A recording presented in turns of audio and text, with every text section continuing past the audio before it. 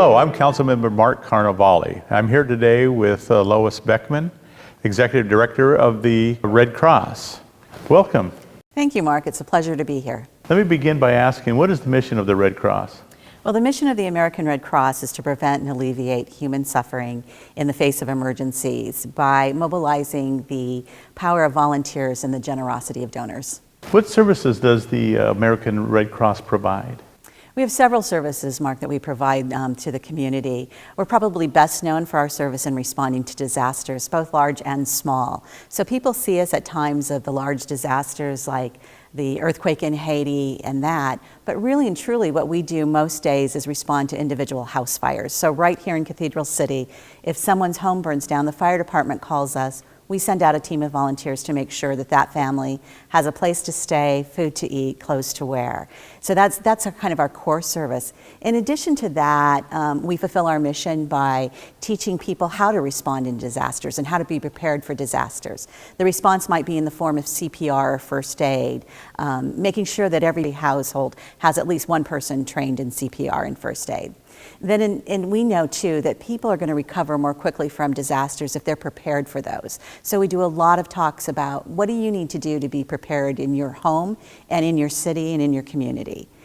In addition to that, we have services to the armed forces. Much like when we were originally founded in the late 1800s by Clara Barton, we still respond to the military today and make sure that they have what they need to support their families while they're deployed. So if you're deployed and you have an emergency in your family, you're instructed to call the American Red Cross, and we get that message verified and to the people that need it. I could imagine having something disastrous happen to a family. Things can just be moving really fast. What is the response time for the American Red Cross to react and help? So in terms of a disaster, in terms of a fire, our goal is to respond within the first hour and possibly two, depending on the location. But the nice thing about the Red Cross is we depend on volunteers to deliver our services. So we have volunteers all over the country, right here in this city, that are ready to respond in a moment's notice. In Coachella Valley, what cities does the Red Cross cover? We cover all the cities in Coachella Valley. What are some of your goals for this year? Well, this year, as in every year, it's really to serve the community, to respond to those fires. But in addition to that, we have a wonderful initiative, and it's our home fire prevention campaign. And what we're doing is we're designating certain communities, and I'm proud to say Cathedral City is one of the cities we've selected to concentrate on this year, to ensure that vulnerable communities have smoke alarms in their homes. We know that there's only about a 2-minute time period for people to get out of their homes safely during a fire. And so smoke alarms are critical to that. So what we do is we partner with the city, we partner with the fire department and other partners, and we go out and we pick certain neighborhoods and we go door to door to install smoke alarms free of charge to the community for people that don't have them there. That's wonderful. I heard you had some great success in Desert Hot Springs. Can you tell us a little bit about how many you installed up in Desert Hot Springs? I believe the number for Desert Hot Springs was about 200 smoke alarms that we were able to install, which is really fantastic. Very good. Yeah, that's good work. Can you tell me what are some of the challenges that the American Red Cross come up against? Well, you know, probably the number one challenge is always going to be funding. Yeah. It takes money to respond to disasters, large and small. It takes money to fund the programs that we have.